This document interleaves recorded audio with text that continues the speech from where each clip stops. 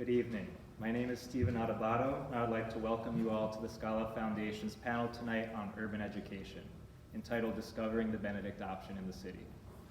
In his 1981 book entitled After Virtue, philosopher Alistair MacIntyre offered an assessment of the collapse of modern social and ethical structures and proposed a possible path forward. MacIntyre said, "What matters at this stage is the construction of local forms of community within which civility and the intellectual and moral life can be sustained through the dark ages which are already upon us. This time, however, the barbarians are not waiting beyond the frontiers. They have already been among us for quite some time. And it is our lack of consciousness of this that constitutes part of our predicament. We are waiting not for Godot, but for another, doubtless very different, St. Benedict." Fast forward 36 years later, and I am in the middle of my third year teaching here at St. Benedict's Prep, and Rod Dreher's infamous book, The Benedict Option, is released. Upon its release, I was happy to see that the book was bringing attention to an extraordinary historical figure, whose teachings and legacy serve as the foundation of the extraordinary educational institution that I work for. St. Benedict's small, humble act of obedience to God's call over 1,500 years ago in a cave just east of Rome ushered in a phase of spiritual and cultural renewal to Western Europe, which eventually spread throughout the whole world. I agree with both MacIntyre and Dreher that in our current historical moment, St. Benedict's witness serves as a beacon of hope. And yet, I think that to best understand what it looks like to follow Benedict's example in today's world, we ought to turn to Benedict's actual sons and daughters, the monks and nuns who continue living out his charism around the world today. Tonight's panel will address what it looks like to live the Benedict option in the middle of an urban city, namely that of Newark, New Jersey. Our panel will feature Dr. Carlo Lancelotti, who is a professor of mathematics at the College of Staten Island and a member of the graduate faculty in physics at the City University of New York. He is also the English translator of two collections of essays by Italian philosopher Augusto del Noce, which were published by McGill Queen's University Press, entitled The Crisis of Modernity and the Age of Secularization. Father Augustine Curley was a student at St. Benedict's Prep when it suspended operations in 1972. After a year at St. Peter's Prep in Jersey City, he enrolled at Assumption College in Worcester, Massachusetts, where he double majored in philosophy and politics with a minor in studio arts. After graduation, he began a PhD program in the philosophy department at Boston College. In the summer of 1982, he came to Newark Abbey as a postulant and continued to work on his dissertation with Ernest Fortin as his mentor. After seminary studies at Immaculate Conception Seminary of Seton Hall University, he was ordained in 1988. Currently, he serves the monastic community as prior. His dissertation was published in 1996 as Augustine's Critique of Skepticism, a study of contra academicos. Besides teaching in St. Benedict's Prep, Father Augustine is actively involved in the history and archival communities, and he has published articles on the history of the Catholic Church in New Jersey. And lastly, Father Albert Holtz, a native of Newark, graduated from St. Benedict's Prep in 1960. After 2 years of college at St. John's University in Collegeville, Minnesota, he spent a year as a Benedictine novice and made his first profession of monastic vows in 1963. He then completed college by spending 1 year at St. Bernard College in Alabama and a final year at St. Benedict's College in Atchison, Kansas, from which he graduated with a major in philosophy. He later went on to earn a master's from Columbia Teachers College in philosophy of education. Father Albert has taught a variety of classes at St. Benedict's, including French and religion, and has been responsible for curriculum design and development. He has served as director of formation, oblate director, and coordinator of the Benedictine volunteer program. He also has published numerous books on spirituality and monasticism, some of which will be available for purchase in the back after the panel. Please join me in welcoming Dr. Lancelotti.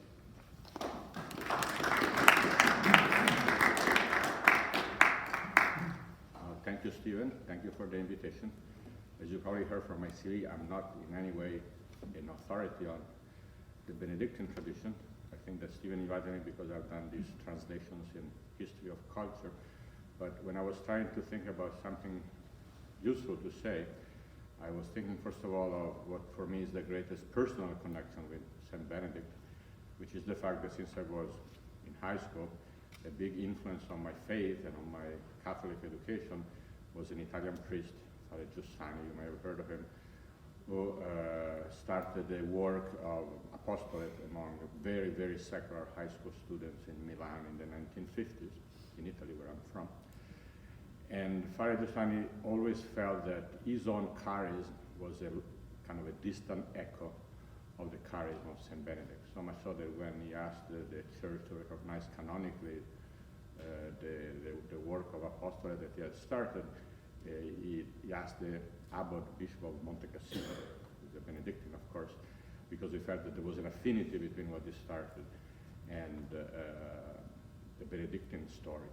Of course, the affinity was first of all the fact that he started in a chaotic, very secular environment in which essentially the faith had been erased or made irrelevant.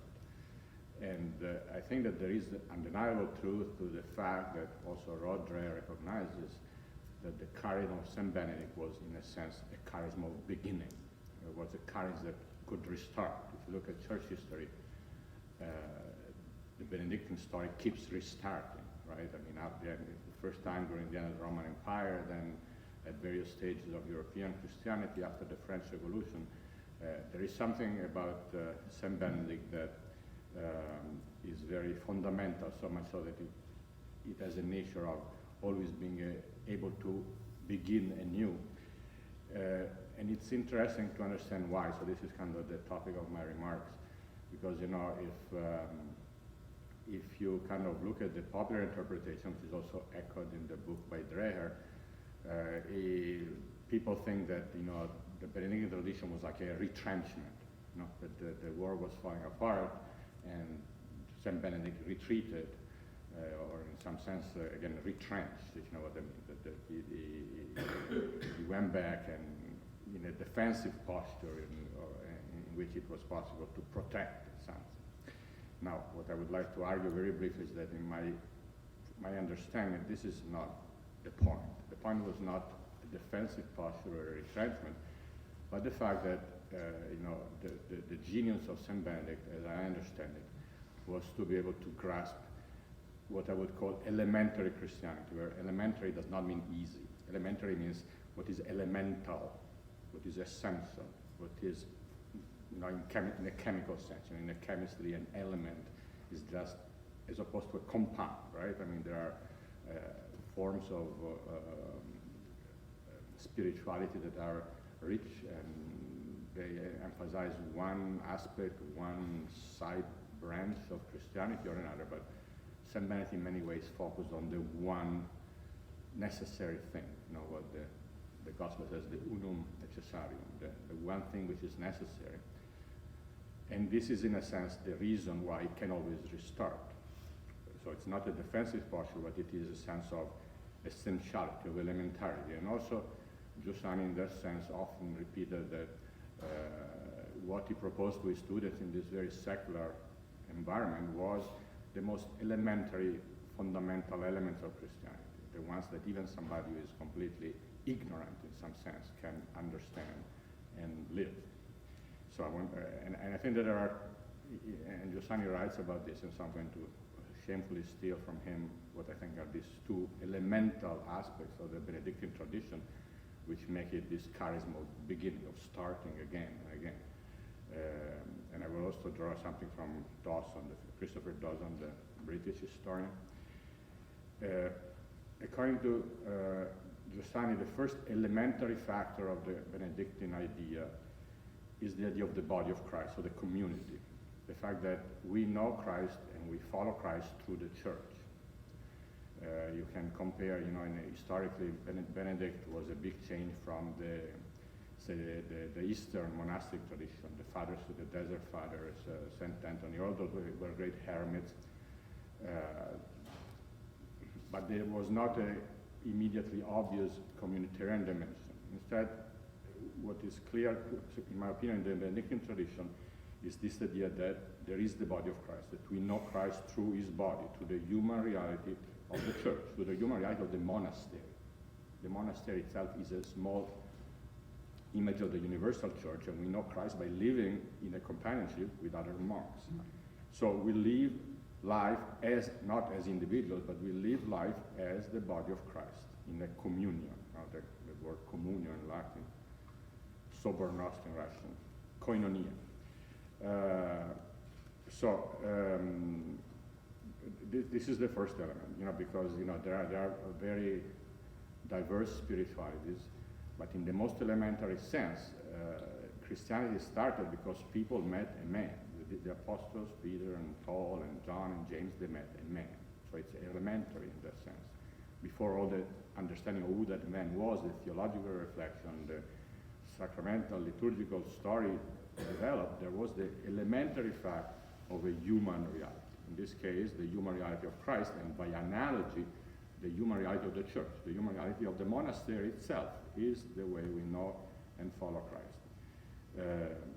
This is why, again, quoting Giussani was very struck by the fact he said that St. Benedict anticipated a theme that you find millennia later in the Second Vatican Council, which is the vocation of the baptized, the fundamental sacrament of baptism, right? In a sense, you don't need to be a priest to be a Benedictine. I was talking to, because the sacrament of baptism itself is a sacrament of incorporation, right? The sacrament of baptism incorporates us in the body of Christ.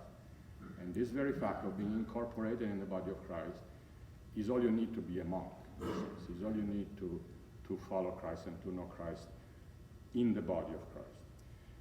Another theological comment you can make this is that in the Benedictine tradition has a very strong sense of the church's corpus verum. There is a famous book by de Lubac, the French theologian, who argues that in the first millennium of the church, the millennium of St. Benedict, in many ways, many authors who were Benedictines, like the famous Rabanus Maurus, the Carolingian authors, and so on, they used corpus verum, true body, to describe the church, and mysticum, corpus mysticum, mystical body, to describe the Eucharist. And then over the next millennium, these two things got turned around because of the Reformation, and people wanted to emphasize transubstantiation, they wanted to emphasize the Blessed Sacrament, and so for that reason, they emphasized that the Eucharist is the true body, and then the church became the mystical body, as it is in the recent theology. But again, it seems to me that this idea of the church as true body is, in the sense, very Benedictine. So there is a consequence of this first point is that Benedictine Christianity is Christianity for normal people. And one thing that struck me when I read the Rule of St. Benedict is that at the beginning of the Rule of St. Benedict talked about the 4 types of monks. I don't know if you remember, it's kind of funny. There is the hermits, the cenobites, the Serabites, and the landlopers. And the last 2 are bad, because are those who either don't stay in one place, they keep going around, or they kind of live the good life using the monastery as a base, that kind of thing. Of course, the hermits and the cenobites are both good, but if you read the way Benedict writes it seems to think that the hermits are a little too much. I mean, at least you have to be very good to be a hermit. You have to be really kind of a Superman to be a hermit. And it kind of gives you the sense that the cenobites is the normal way that all of us could be a monk in one way or another, right? Because you're not there in the desert fighting the devil all by yourself with all these interesting temptations, whatever. No, you are in a place where you are supported by the body of Christ. You are supported by a community. And so this is the idea, the famous Benedictine idea of stability. That not just pursuing as individualistic, heroic ascesis in any sense, but more following a road marked again by the body of Christ, by the monastery. This is why, for instance, going to Dawson compares the Benedictine rule to the other Eastern rules, and it says that by comparison, the rule of St. Benedict, it seems to be moderate and easy, but it involved a much higher degree of organization and stability, where organization and stability are not ends in themselves. Organization and stability are supports, are the way that normal people can follow Christ through a stable, organized community. Now, the second aspect of the Benedictine charism that, again, Giussani emphasizes is that the Benedictine tradition has recognized that this belonging to the body of Christ is organic. Well, the word organic means that it embraces every aspect of life. It's not a spiritualism. It's not a spiritual belonging. It's not a spiritual life in a dualistic way, that the spiritual life and the rest, but it's a kind of because it's so, in a sense, simple, but radical, it tends to embrace every aspect of life organically. Okay? And the first image of this, of course, is the liturgy in which everything, you know, the bread and the wine, the time of the year, the seasons, everything is sanctified. Right? So every aspect of life in the liturgy is absorbed into the life of the body of Christ. And then it expands out of the liturgy into work, because then in work, even work is not separate from prayer. You know, the whole thing of ora and labora, it's not dualistic. It emphasizes a unity, that the two things are an expansion of the same life, so to speak. So again, Dawson says that the Benedictine ideal was essentially cooperative and social. Its aim was not to produce heroic feats of asceticism, but the cultivation of the common life, right? So the cultivation of the common life means that there is a life. This is not just prayer, but prayer is part of a life. And life is the prayer. So the two things are the same phenomenon that expands.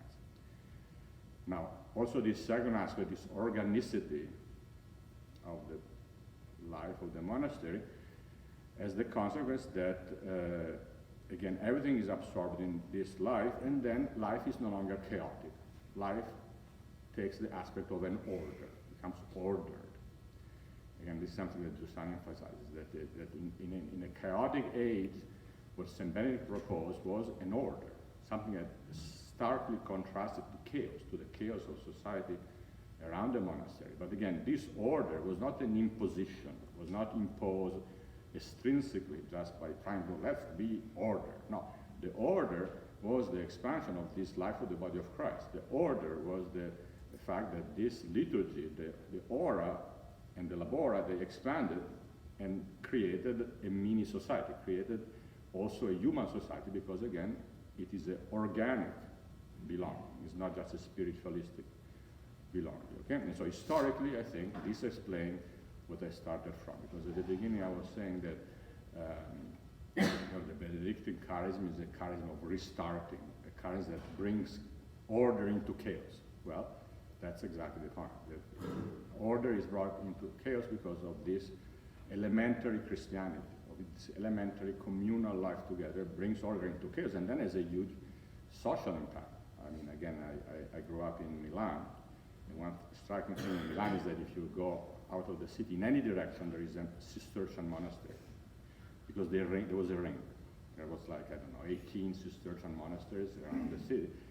And you know, the whole region for many millennia was just swamps and forests. And then the Benedictines, for 700 years, they dried up, they drained the swamps and cut the forest. And then it's a breadbasket. It's a huge agricultural region. But this order that was imposed on the land, which in a sense restarted civilization out of complete disintegration, again, this order out of chaos is the witness to this life of the body of Christ. All right, that's what I have to say. Thank you.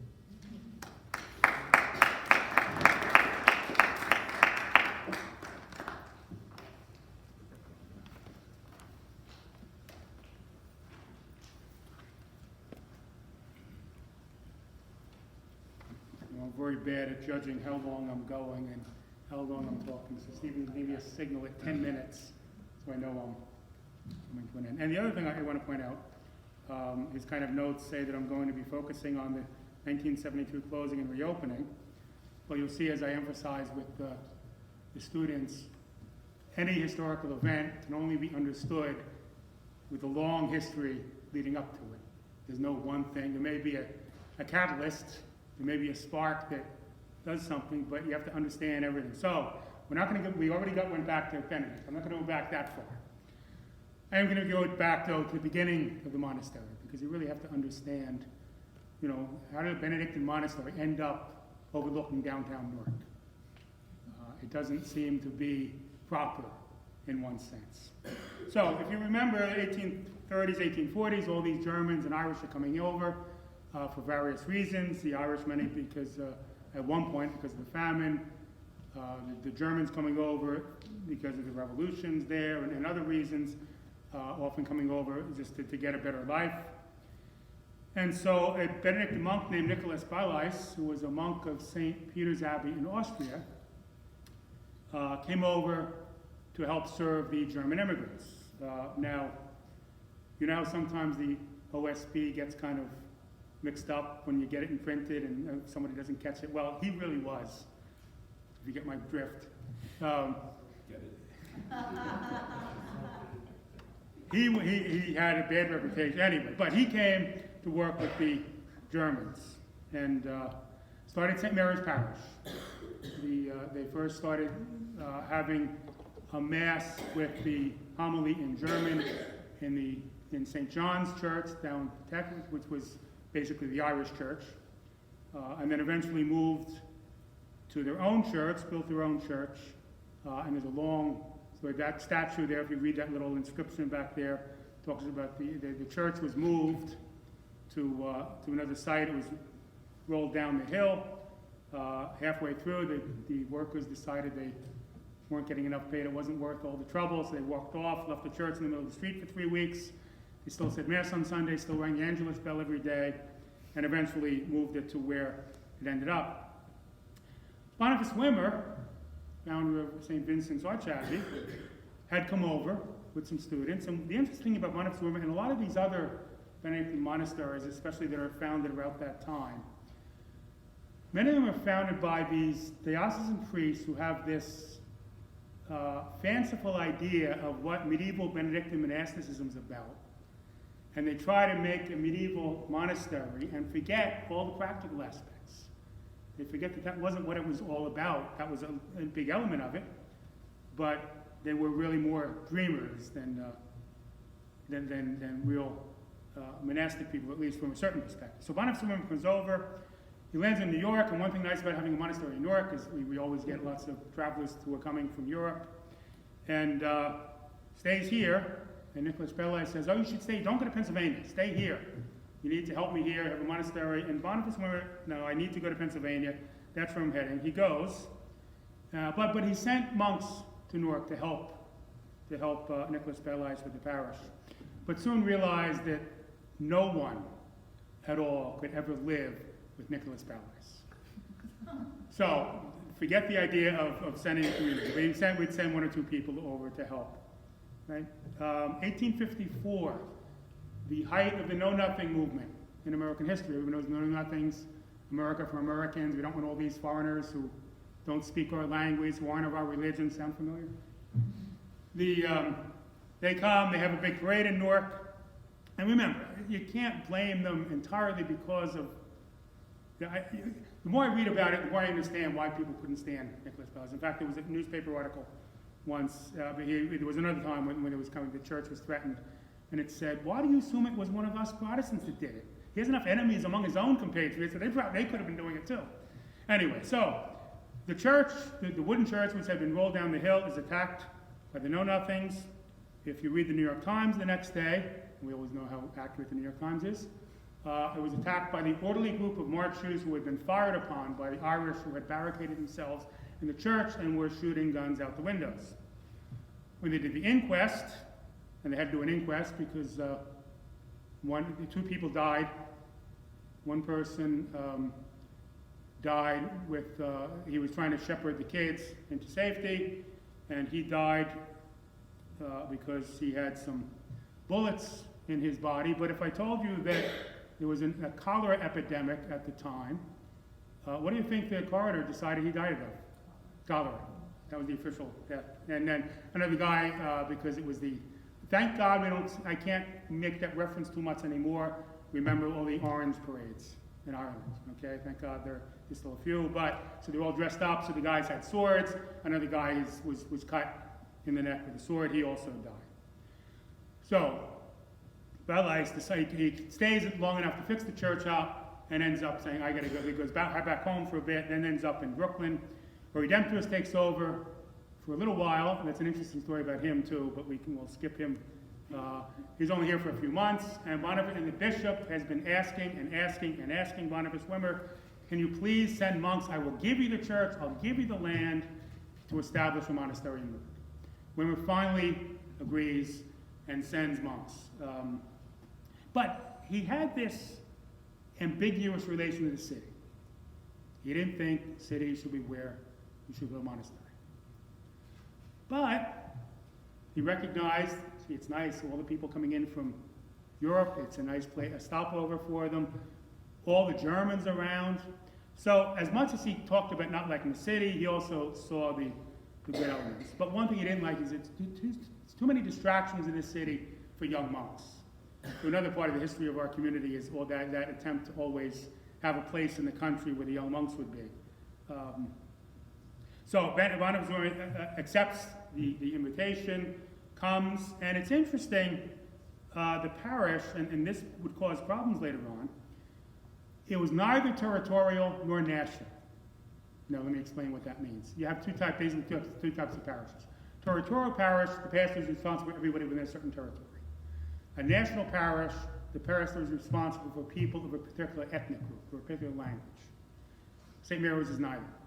In fact, the first entries in the baptismal register are an Irish child, a child born to an Irish couple. All right, so from the very beginning, St. Mary's is kind of open to anybody who comes, and that kind of becomes the characteristic of what happens later.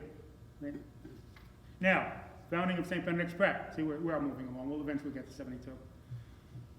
Seton Hall Prep, Seton Hall College. Remember at the time, it was really, we didn't have that big distinction between high schools and colleges. Seton Hall College had been founded in 1856 as a residential college, so the students lived there. By 1868, the bishops decided we need a day college. We need a college for those students who can't afford to go away, live at school. They need to be home at night, helping their father, their mother, helping to take care of the business. And so he asked the Benedictines to open a day college. And so St. Benedict's College is opened in 1868. As far as we can tell, there were no students the first year or so, even though we claim that as the founding date. One of these semesters, we get 2 Irish kids from down the street. So as much as we have this reputation of being very German, the first 2 students in St. Benedict's were Irish. Now, one of the things that Wimmer saw as an opportunity here, the Irish and the Germans were at each other's throats.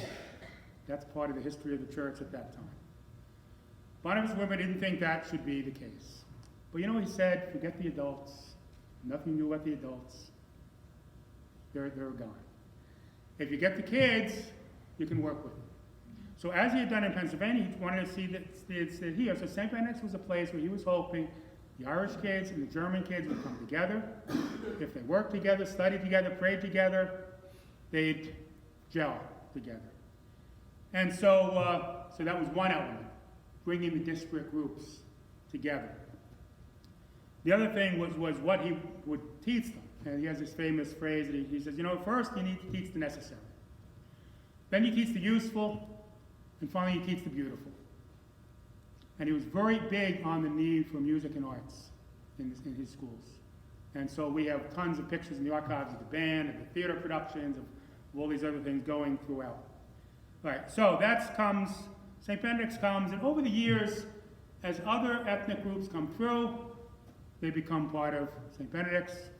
You know, so you get the Italians, the Eastern Europeans, all these other places coming through, and they each come and become part of St. Benedict's. Then the big difference comes. There had always been at least a small African American community in Newark. But with the Great Migration, in the 1930s, 1940s, as the African Americans are moving up from the south to the cities, Newark's African American population grows quite a bit. But there's one puzzlement that comes up. A lot of these African Americans coming up from the south, especially from New Orleans and other places, are African American Catholics.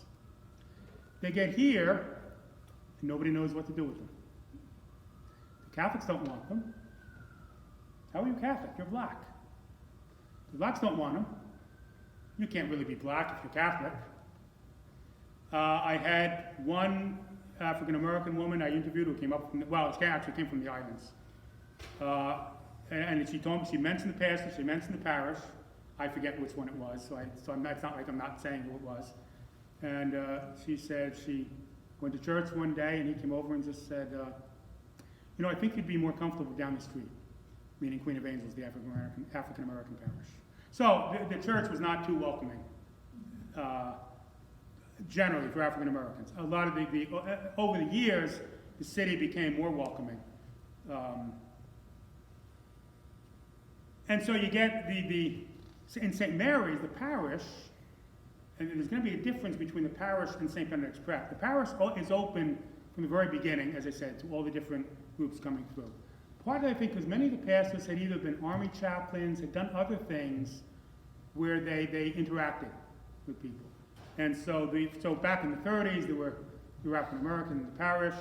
The liturgical movement was big in the parish. I have one of the Benedictine sisters who was here as a student in the grammar school, came back as a sister, said already in the 1930s, they're standing at Mass, there's dialogue homilies, there's all these things going on that predate Vatican II by many years. So one of the things that draws the converts, the African American converts to the church, is the liturgy. Many of them came because they didn't like the traditional African American liturgy. They wanted the more staid Roman liturgy. And again, that's one of the points that is made in the book. The importance of that type of liturgy that we have as Catholics that drew many of them. Did I hit 10 minutes yet? Okay.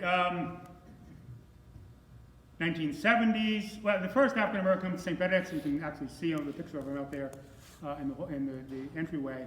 1940s, comes to play football. Had finished at the local high school and came because we had a famous football coach. He came to play football for 1 year as a PG, but there are very few African Americans up until the 70s. Now, you have to remember, if I just say 1967, I shouldn't have to say too much about it, but the center, the riots were taking place, actually I'm across the street, right here. So you had a lot of racial tension in Newark. This was the ghetto area, and so things were coming to a head. And the parishes in the city were trying to figure out how to work things out. And one of the other things that happened, Abbot Martin became abbot just about this time. He had actually been one of the people that when he went to the March on Washington. The story goes that he didn't tell the abbot he was going and was outed when in Life magazine there was this big picture of the marchers, and he apparently appears there. I still haven't found the picture. He appears prominently in it. But he grew up in the neighborhood, and he was very interested in the problems of interracial relations. And so December 1967, so this is just a few months after the riots, the civil disturbances. It was a panel last year or so when we had the 50th anniversary of whatever you want to call 67. And the first thing they talked about was the fact that their first big discussion was what to call it. Someone would call it a riot, someone would call it civil disturbance. And one of the guys who was an African American from Newark who was here, but here as a member of the National Guard, said it was a civil disturbance that turned into a riot, which is probably the best way to say it. Okay? So Abbot Martin is looking at this monastery. So remember, this is not here yet. We're basically across the street. Central Ward is there, part of the riot area, part of the ghetto. Okay? So he made this statement to the monastic community. Recognizing the area in which the prior and school are located, I wish to identify us as well as possible with the civic community around us, that is, with the poor and underprivileged in the city of Newark. I know this reflects the mind of many in the community, the many who want Newark to the door, but who sense an incongruity and are living in an area that is poor, yet failing to identify with the people of that area. A St. Benedict of the future, it seems to me, must come to grips with this problem and endeavor to do something about it. Abbot Martin saw education as the future of the community of Newark because that was the area that the majority of the community felt most at home in as educators. But he did envisage a change in the clientele of St. Benedict's Prep. For the present, we shall continue to operate St. Benedict's Prep as a secondary school that will draw for the most part, perhaps, from suburbia. But increasingly, we shall try to identify with the underprivileged in order to render a service to our environs that the times seem to be demanding of us. If we really want to be part of the best trends in our culture, We shall not anticipate an all-black or an all-Puerto Rican population in our school. We shall try hard to conduct a school that reaches out to all races and colors and creeds, offering for the love of Jesus Christ whatever talents we have to the least of Christ's brethren, as well as to the more fortunate. Now, so Apple Martin wants to bring African Americans into the school and make some efforts to do that. That's not entirely accepted by the whole monastic community. So there's issues coming up.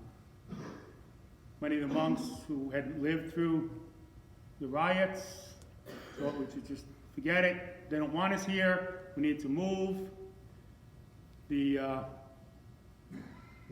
But what also had happened at one point in the 60s is that 1968, this is something that's really unusual in Benedictine history. St. Mary's Abbey, that place that's now in Morristown, this was St. Mary's Abbey. Remember I said about wanting this country place all the time? That was about the third country place we had. But eventually Abbot Patrick moved the title there. So St. Mary's Priory in Morristown became St. Mary's Abbey. Newark became St. Mary's Priory.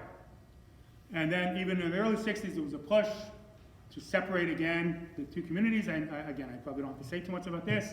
The two communities were very different apostolates going different directions.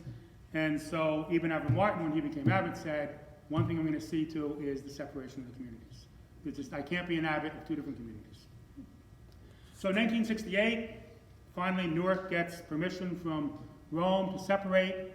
And as a sign of the commitment to the city, they choose the name Newark Abbey, still under the patronage of the Immaculate Conception, but using that the British and other countries too, where there's a patron of the monastery, but the monastery is more known by where it is.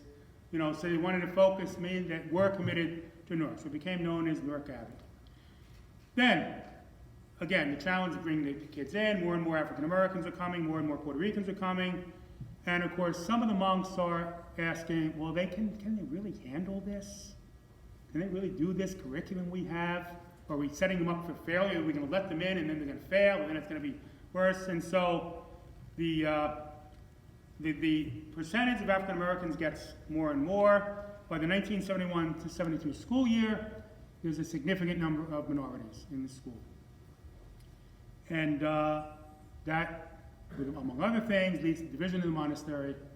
Abbot Ambrose, who's had taken over was the first abbot of Newark Abbey. There were discussions about closing the school. Many of the monks had committed and said, I'm not going to teach in the school anymore. So there were going to be two votes the community took. One would vote, first vote was to move the school, and then if that vote passed, then the next vote would be a vote to move the monastery. The vote to close the school he wanted 2/3, it didn't get quite to 2/3, but he said, all right, it's close enough that I can see where we're going, so the school closes. But, and we go back to the idea of stability, the vote to move the monastery fails.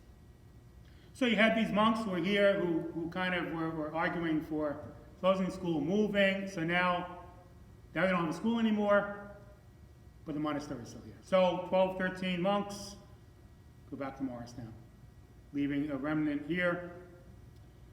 And so the community begins meeting. One of Bonhoeffer Wimmer's favorite phrases is, man's adversity is God's, man's adversity is God's opportunity. So that first year, and Father Albert I think he's going to talk a bit about that and then the reopening of the school. Many of the monks were out doing different jobs just to get support. Abbot Melvin, who was not abbot yet, was a chaplain at the VA hospital. Father Philip drove a delivery truck. Father Edwin was a counselor at a drug rehab place in Jersey City. Several with Father Albert taught at St. Vincent Academy. So the monks taught at different places. But in all the discussions, they said what Newark needs and what we can do well is run a school. So that was the idea. All right, we're going to open a school, and let's call it High Street Learning Center. Let's call it St. Benedict School. It was never seen to be the reopening of St. Benedict's Prep. For whatever reason, and then I asked these guys, and I discovered that was also the period of the storefront schools. You know, where people would kind of, these kids who just weren't working in regular schools, just open a school in a storefront. You might have 20 kids. And so that was big. So I don't know if that was consciously, but there was that atmosphere was there. You know, that you needed to do something different. It couldn't be the regular school. So the school reopens, the school opens. At an early parent meeting, one of the African American parents says to Father Edmund, I think he's here, and he can tell the story directly if he wants. Father Edmund, let me ask you a question. How come when it was all of you, it was good enough to be St. Benedict's Prep? How come when it's now us, it can't be St. Benedict's Prep? And as he tells you, he said the next morning it was St. Benedict's Prep again. And what's nice is there's really no, even among the alumni, it's the school they went to. We don't have this, well, the other St. Benedict and this St. Benedict's Prep, it's just that there was a blip. That 1 year was a blip. Today, am I, good, so, because I'm on the last section. Good. Usually what they do at Oxford and the bells, if I go too long, just keep ringing the bell. So today, I beginning to remember, I said it was Barnabas Wimmer's idea was to bring the Irish and Germans together. If they come together, play sports together, learn together, they'll learn to live together. So now it's Portuguese, Spanish, Latin Americans, American-born blacks, Islanders, Africans, and Catholics, Buddhists, Muslims, Jews, different proportions, different years. So we're still trying to bring all the people together. And one of the things we have is again, going back to stability. I never heard him say this myself, but several people reported. Clem Price, who was the city historian for quite a while, apparently said at one point that the Newark Renaissance would not have happened if the Benedictines had not stayed in Newark. He saw that as so significant. Now, I used to ask my classes, especially when I was doing morality, I'd say, now you guys are going to know what I'm talking about without me being too explicit. So let me just ask you, how many times do you take a friend of yours home from school and somebody in your family, somebody in your neighborhood, either aloud or under the breath says, what's he doing here? And it used to be, I would get a good number of students raising their hands. Last time I asked that question, the kids didn't even know what I was talking about. So, I'm sure it's not just us. I think the culture generally, well, at least for a while, maybe if I ask the question again today, I might get a different answer. But, so I think we've made a certain amount of success in bringing the different people together, and so we keep doing it. And so, that's it.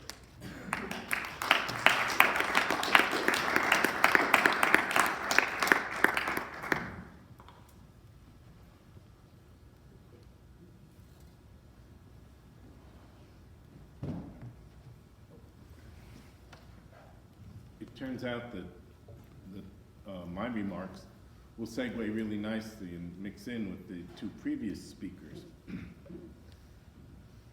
When the 12 monks of Newark Abbey sat down around a big table in late 1972, early 73, to consider opening a school, most of us were teachers.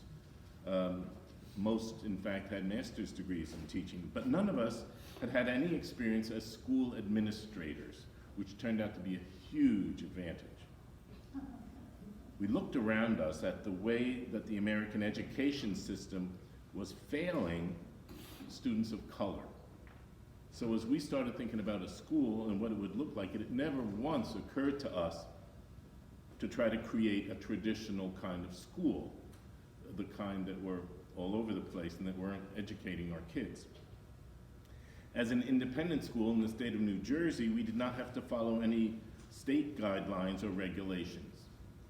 So as a result, we were free to take a blank sheet of paper and start imagining a school uniquely our own. I think the sheet of paper is still in the archives. It's yellow. Yep. It started out yellow, though. Besides our religious faith and the teachings of the Gospels, one starting point that the 12 of us all shared was our experience of living in a closely knit Benedictine community. And we were even closer than ever by that time because of 13 people that had left and we had been through things together. So community was just the air we breathed. And without realizing it then, at the time, we naturally began designing a school that reflected the principles that guided our monastic life. And I want to stress that this monastic dimension was mostly unconscious. It would really be dishonest to say, oh yeah, we said, let's sit down and design a Benedictine school. We were designing a school. I wanted to name it, what was it? High Street Learning Center.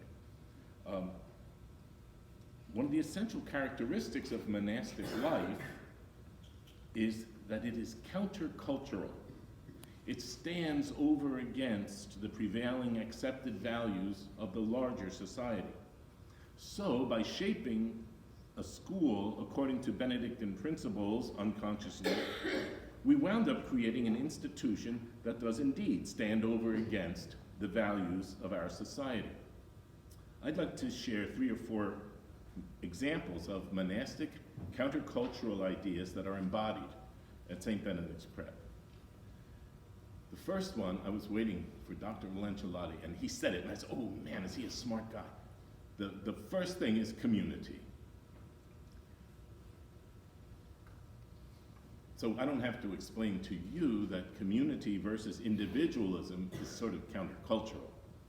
From the outset, we thought that education was a community to be lived rather than a commodity to be delivered. Just wouldn't even think about that. Well, yeah, when you make a school, it's going to be a group of kids in community. Education would mean learning to give up what you want for what the community needs. It's not all about you. Talk about countercultural, right? In many ways, the school would be a family where cooperation would be much more important than competition, where the older and stronger members would take care of their younger and weaker brothers. Later on, we realized that violence, the growing violence and crime in our streets, meant that many of our kids no longer had a safe place to be after school, to just be themselves. They didn't have a neighborhood. So we became a neighborhood where students could hang out after school and seemingly never go home, even when you tried to push them out the door. But they could hang around as long as they wanted. And when we did some renovation in the back, the other side of the buildings, we built a handball wall. Just, you see this big concrete thing, had no purpose at all, but that was the center of the neighborhood. Kids made up all sorts of games with tennis balls, soccer balls, footballs, younger kids' heads, everything went off that wall. It was their neighborhood. So the school, located on the monastery grounds, not the other way around.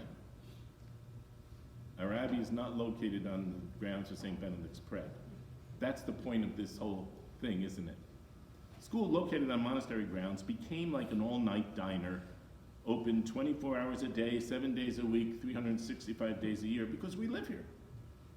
People think nothing still of coming, ringing the doorbell at 3 o'clock in the morning. I want to talk to a monk. I got a phone call well, I'm not going to do that. It's not in my talk.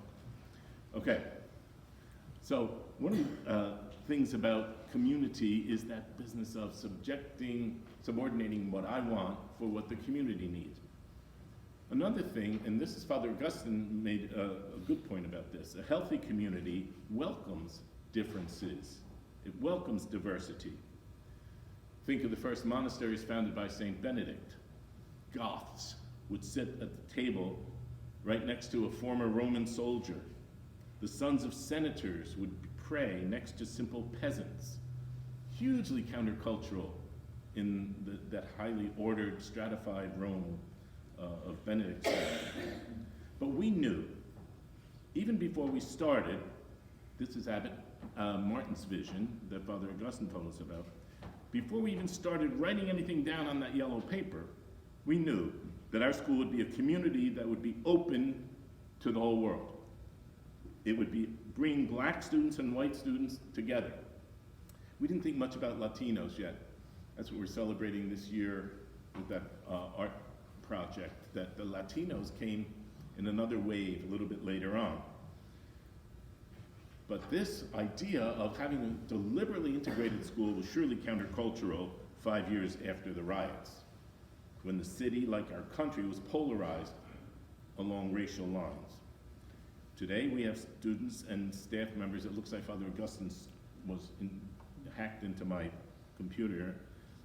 We have students and staff members who are natives of over 50 different countries. Now, I wrote this. We're Catholics, Protestants, Jews, Muslims, and Hindus. In a world torn apart by religious and racial hatred, this sure sounds countercultural to me. So the first value that I was looking at with you was community. Another one, a shorter treatment, power and authority are for service, not for domination. In the rule of Benedict, the abbot and other officials of the monastery have authority, they have power, for one reason only, to take care of people. That's the reason that you have the power. And Dr. Lancelotti mentioned that idea of the order that keeps the place possible. That's what authority is for. It's not for domination. That is countercultural. You don't hear too much about the abuse of power in a monastery. Anybody who starts doing that, the rule of Benedict says, yank them. And if it's the abbot, then you go to the bishop and the local people and have them drum the abbot out. Power is for service and not for domination. So when we give students leadership in the school, which we surely do, we have to help them to understand the role of leadership. That it ain't about lording it over people or dominating people, it's about serving everybody else. So that's another countercultural thing that we just came up with because it was part of who we are as Benedictines. A third one, after community and the notion of authority as service, is the need for roots. I think both of my co-speakers here mentioned that notion of stability. Tradition and stability versus that liquid impermanence of the larger culture that's mentioned in the book, the Benedict option, that this culture that we live in now, that everything is in flux. He calls it liquid. It's just all over the place. Well, our unique Benedictine vow of stability had kept our hearts anchored in the city of Newark in 1972. Our neighbors in the city began to think of us and speak of us as, oh, they're the ones who stayed in Newark when everybody else was getting out. Further, we monks knew that we were part of a long, proud history, and we wanted our kids to feel that they were part of that story as well. And I'm going to retell Father Augustine's story, the Carl Lamb story, because it bears retelling over and over. We never thought in terms of reviving the former St. Benedict's prep, which had closed the previous June. There was no way, we felt, that the 12 of us could resurrect or reproduce the prestigious 104-year-old institution that had died just a few months ago. Father Edwin insists that that was a racism that we didn't recognize in ourselves. It's part of our endemic disease in the country. Well, you can't expect these black kids to live up to the standards that we used to have. That may have been an unconscious thing. But in any case, we decided we were not going to name it St. Benedict's Prep. We're going to call it something else. And finally decided to simply call it St. Benedict's School, dropping out the preparatory so that no one could accuse us of trying to be something that we were not. We even designed a new logo and printed new stationery. And then there was that fateful night at a parents' organization, some months after we had opened, when Mr. Lamb, the father of one of our African-American students, raised his hand and asked Father Edwin the question that Father Augustine dramatically did for us, about how come, when it was all of you, it was good enough to be St. Benedict's Prep, and now, when it's all of us, it can't be St. Benedict's Prep anymore.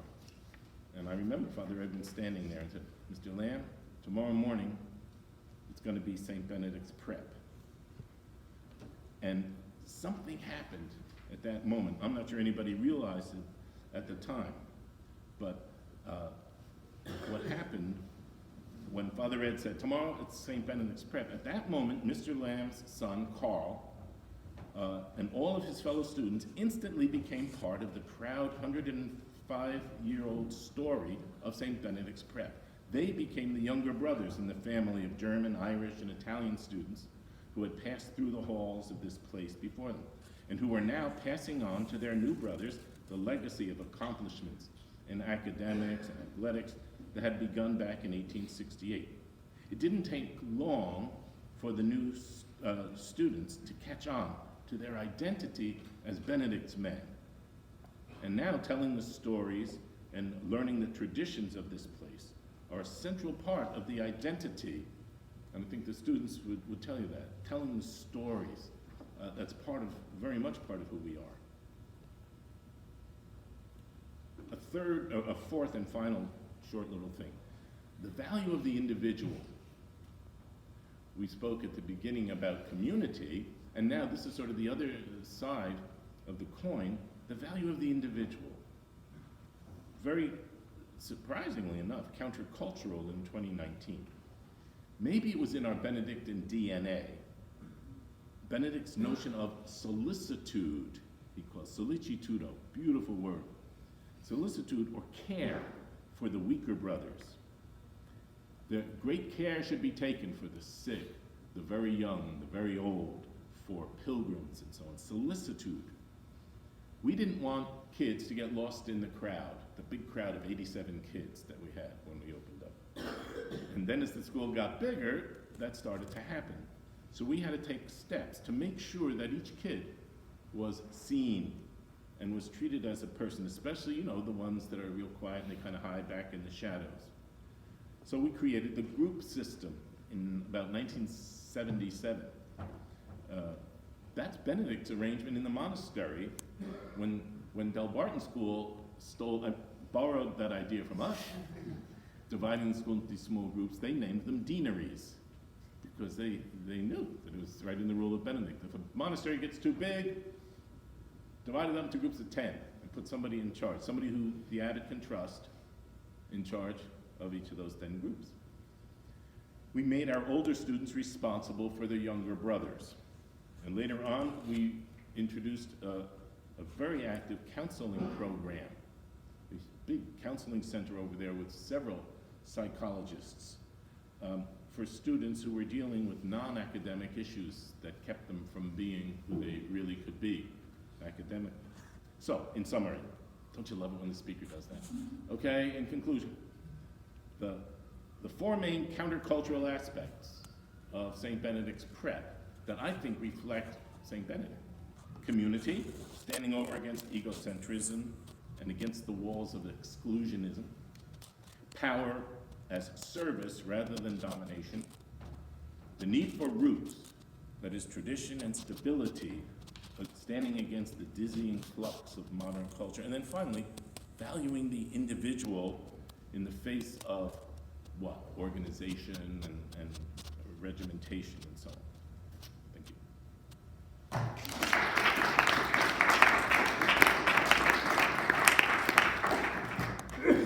Thank you to our panelists for your contributions. We wanted to ask two of our seniors, Rich Ohia and Anthony Augustine, to talk a little bit about their experience as students at St. Benedict. So Rich, Anthony, come on up.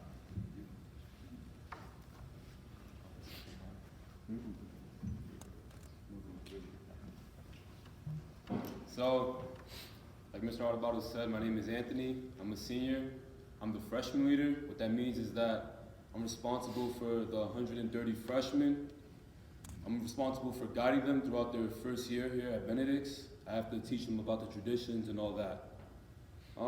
Something that really helped me something that Benedict's has really helped me with is the community. The community has really helped me here at Benedict's, you know, because as a freshman, when I came in here, I had a lot of problems that I kept to myself, and I didn't want to let anybody know of my problems, but like, the people here are just so caring, you know, they want to be so invested in your lives, and it's like impossible for me to keep those problems to myself. So like Father Al mentioned, the counseling center, people there helped me, the teachers who spend hours after school helping me academically, the coaches, you know, they're not just helping me athletically, but they also get invested in my life academically, and even the monks who offer me their wisdom daily. So the community here is really important to me. Benedict's, they have a bunch of traditions like the overnight, the trail, like they're tough experiences, and with these people, with other students, and the purpose of that is so that we can build connections with them, and those connections help us to grow. So I'm really grateful to Benedict for that. Good evening, everybody. My name is Richard Ahia. You could hear from my voice, I kind of sound sick, so bear with me. As he said, Mr. Adubato said, I'm a senior here. I'm a group leader. So what that is, Father Al talked about it a little bit, but our school is split into 18 groups, and I'm one of the group leaders, which means I'm in charge of a group. I make sure everybody's there on time, everybody's keeping up with their activities, and their grades are where they should be.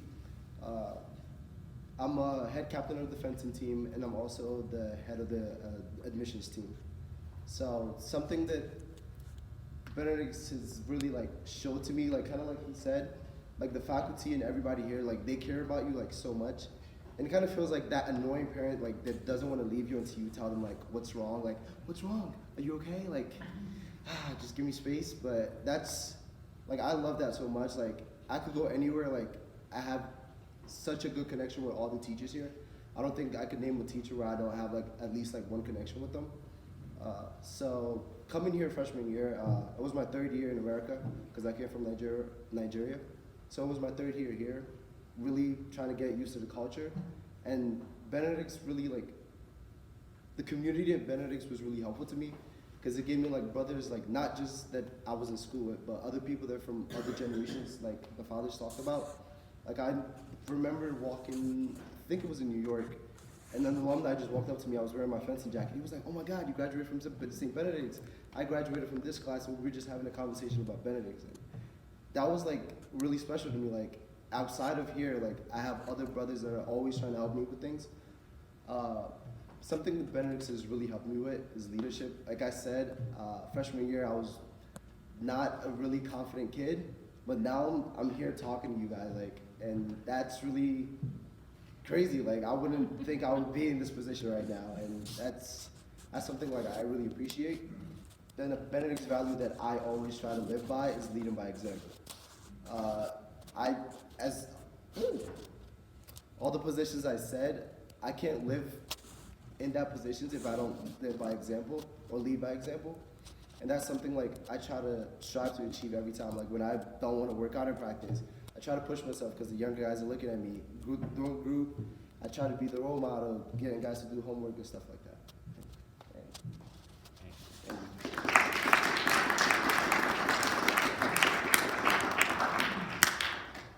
Thank you, guys. Lastly, I'm going to call up the founder of the Scala Foundation, which is responsible for putting on this event, Dr. Margarita Mooney.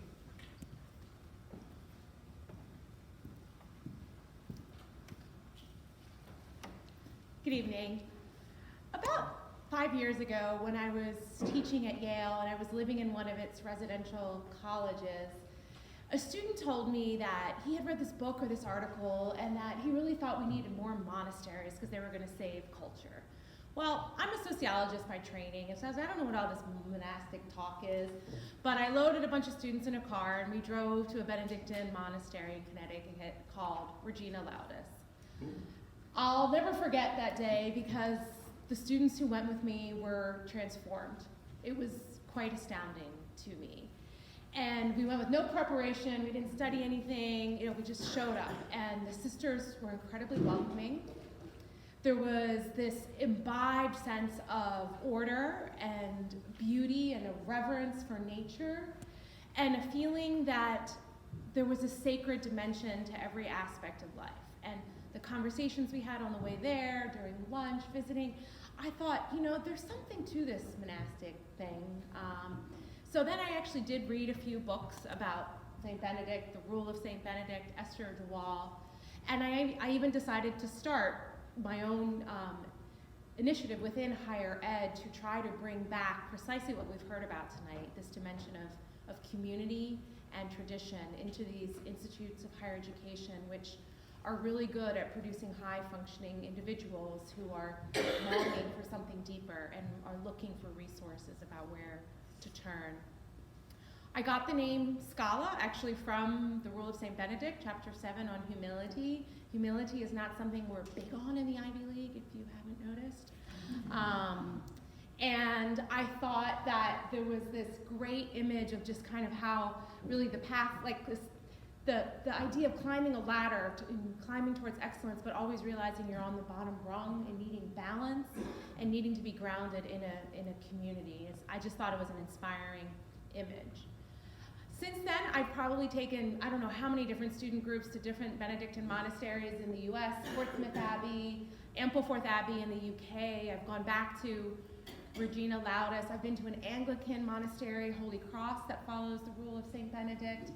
And I've seen lay people, Protestant and Catholic. In fact, most of the students who come with me on my trips are not Catholic. They might be Protestant, they might be nothing, they might be open, just seeking. And it's been incredible to me to see all the elements that we've heard about tonight: community, order, tradition. But I will add one more that I think can't be underestimated. It's almost interesting to me that it wasn't emphasized tonight because it's just so imbibed with everything. What one student said to me who came with me to Ampleforth Abbey, he was a convert to Christianity from atheism and really from philosophical nihilism. He had come to the United States from China when he was 12 with his parents. He was an atheist, went to a public high school, apparently did really well in high school, well enough to get into Yale, but smoked pot most of the time, as we found out as we played a game on the couch at Ampleforth. It was kind of funny. And then had this dramatic conversion to Christianity, in part because someone gave him a copy of the Bible, and because he was so moved by the beauty of a sunset that he realized that nihilism couldn't really be true. There had to be some creator behind this beauty. And what this young man said after spending a week at Ampleforth, he said, every single aspect of this place is constantly pointing your heart and your mind back to the sacred. So what I want to just emphasize as the final element is you'll find a lot of places that want to tell you about community and want to tell you about tradition or even order. But I think bringing in that all of that is once again brought into kind of an ecology where God is transcendent and immanent in some ways, but only immanent because he's transcendent. It's everywhere. And so the beauty, the community, the order is all pointing towards this other sense of what our ultimate destiny is. And I found that when students grasp all of those elements, right, and they see that this beauty and this sacred is actually reflected in them, as we believe in the Christian tradition that we're created in the image of God, that sense of recovering the dignity and the sacredness of the person is ultimately what motivates students to be creative, to work hard, and to want to commit their lives to this ideal that they're learning.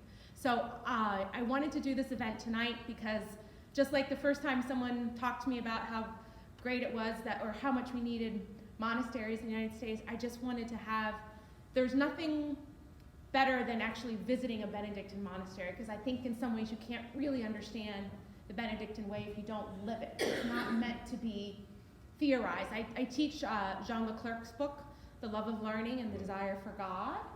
And he says in the intro to that, the reason there's not a lot written about Benedictine life in some ways is because you can't really describe it, you have to live it. And any attempt to describe it is abstracting away from the life, right? So what I love about the Benedictine way of life is that it's a way of life. And it's a commitment to a way of life. And you can't really live it unless you live it. And we tried to live it at Ampleforth. I'm not going to say anyone went to all of the hours. You know, I was competing with a 21-year-old about who was going to make it to more.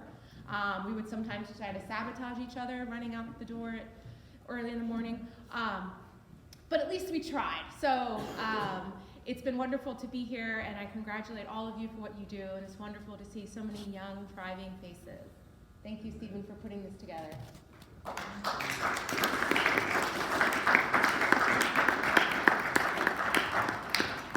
right, so thank you to everyone for coming out tonight. You can see in the back that we have some food available, open to everyone. We also have some books in the back. There's some written by Father Al, which we're accepting donations for, and there's another closer to the door, which you can take for free. So thank you all for coming, and have a good evening. Steve, I'd just like to point out that one of those books, it looks like a magazine, but it's much thicker than it. Has all these ideas about how we live the St. Benedict, the Benedictine idea at St. Benedict Prep. So, in all humility, I'd like to recommend this. All right, thank you again for coming out.